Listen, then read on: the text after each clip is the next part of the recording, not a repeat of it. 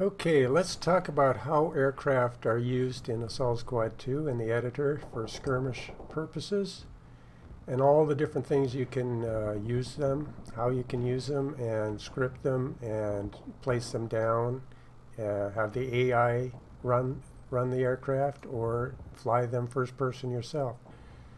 So first of all, if we go to F3 editor mode, we can see that in the Entity tab, under Vehicle, we have Airborne, and that's where we have our aircraft, and I placed down several different types. As an example, we have a glider, which can hold quite a few troops, maybe 20, something like that. Once it's airborne, I think you have to have it you have to have it start the scenario in the air, but you can fly over and drop troops that way. Or you can use a propped parachute plane like this one over here, this Ju-52. You have attack aircraft like the P-51 Mustang, 3 different weapon systems. The Ju Stuka 87, which has, I believe, bombs. You have more of a fighter aircraft with the Bf-109, and you have a Japanese aircraft and a Russian too somewhere. So you have several different types and different roles they play. As mentioned, you can fly them directly, or the AI will fly them, or you can script them. So a lot of different things you can do with aircraft in the editor. To keep things simple and to understand the information in a better way and not be confused, I divided this into 3 segments in this video. First one will be ground school, where we discuss how you place planes, how they get refueled, how you change altitude, and just the basics of how planes are placed and prepared in the game. Then we'll get a segment of how you take off and land the aircraft, so like a flight school. And then the third segment will be actually using the aircraft to do attacks and to avoid enemy anti-aircraft fire. So aircraft are a huge part of Assault Squad 2. Unfortunately, learning how to fly them and what they can all do, scripting, third person, first person, is confusing, and it's not well known how these mechanics work. Hence this video, and I've learned from other videos, and hopefully this information can be passed on so people can use this great mechanic more in their scenarios. So first of all, how do we place a plane down? We select the plane. Let's go with the Russian plane, so that'll be the IL-2. We click down on the field, deselect with the left mouse button, and first of all, let's click it again. You get the highlight ring. We're in editor mode F3. So we're in editor mode F3. We've selected, we have the thin white ring around it, and we have all the different characteristics that we can edit here now. First of all, we're going to need a pilot, and we're going to have to make sure it's on the side that we want. So we can go to player, and we can select player 2. All our planes are on the green team, and now this Russian plane is on our side too. Let's click off of that and go over here. We're in F3, so we can just drag a troop over. Drag them over and go into F1. Go into our side, which is 2 on the numeric keyboard.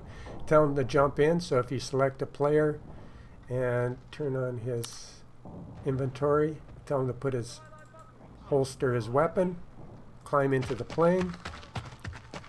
Now this IL-2 I think takes 2 pilots, so just make sure you have enough pilots. So let's go to F3 again, just select troop, drag him over, get him over here.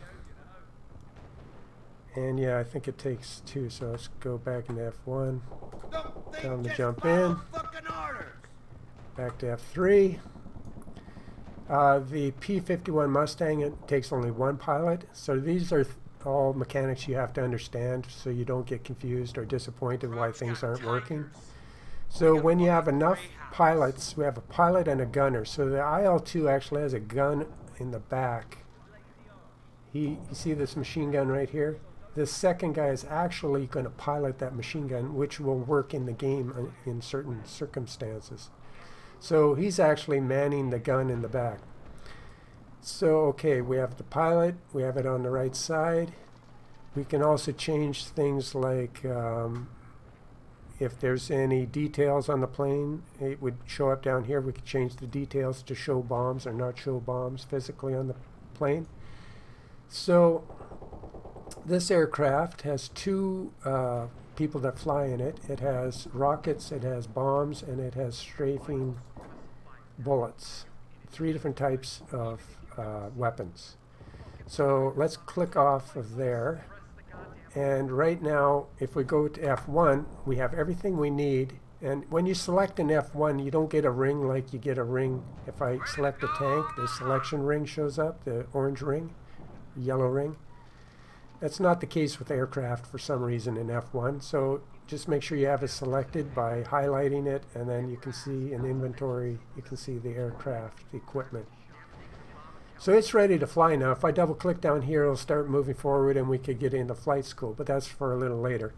Let's go back to F3, highlight the plane, not the pilots. So just click on the plane, get the white thin ring, and we can see its fuel rate on the ground. We can see its amount of fuel on the ground and its airborne fuel amount and rate. 2 different things. So right now it's on the ground. We could say we want to start the scenario with the aircraft in the air, and we could change that by going from wheel mode here to airborne.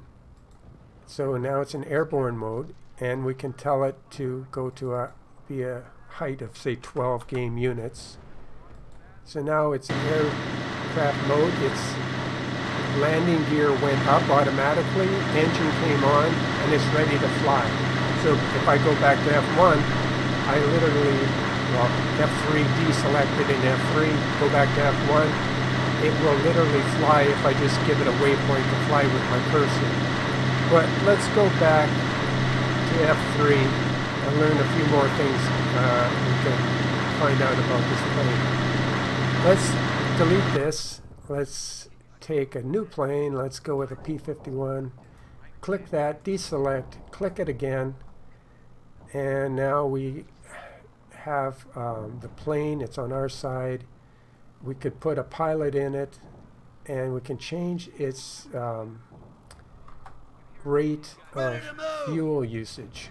So let's just have a pilot. It's only one pilot, so I only need one pilot this time. So they're going to get in it. Let's go back to F3. This time let's talk about fuel usage. The fuel amount, if we use fuel in the game, it can be a lot of fun because you can fly a sortie, take off, and you have to be aware of the amount of fuel. If you don't have fuel, you'll drop out of the sky. You'll literally just drop off and crash. And that becomes a gameplay mechanic in a skirmish in the editor, which can be a lot of fun. And then you have to refuel, you have to land, refuel, retake off, fly a sortie, maybe disable some of the German or enemy anti-aircraft equipment, fly back, land, refuel, and it becomes a fun part of the gameplay. So if you want to use that mechanic of having fuel in your game, usage in your game, we have the plane, we have a pilot in the plane. We would, in this case, change our airborne fuel amount to, let's say, maybe half of that, or just say 80 game units. So now when it's in the air, it's only going to have 80 fuel amount, and its usage rate is good at 20. If you wanted to use more fuel, you'd raise that to 40 or 50. And we can do it that way. And now this plane, once we change the control from AI to user, this plane will start to use fuel. Now on the ground, if you want that to show up in that mechanic on the ground, because there's fuel usage on the ground and fuel usage in the air, two different things, and you have to fill out these amounts differently. So just as an example to show on the ground, let's put it 82 so we can show its fuel rate is good. It's set to user, so it's going to burn fuel. And let's just demonstrate that now. Let's go click off the plane in F3, go to F1 editor mode, and click on the plane. It's actually selected. And you can see the turquoise fuel bar at the lower left-hand corner here, down here. This little turquoise bar only has 80 fuel. If I move my plane up, it's going to start using fuel, and that number goes down. You can see it going down. It's actually using fuel at a rate of fuel which you can control. Let's move the plane back. So on the ground in third person, we're in third person right now. We're controlling the plane on the ground in third person. It's using fuel. We're going to get it ready for the next segment where we actually fly the plane. And we'll do that in the next segment.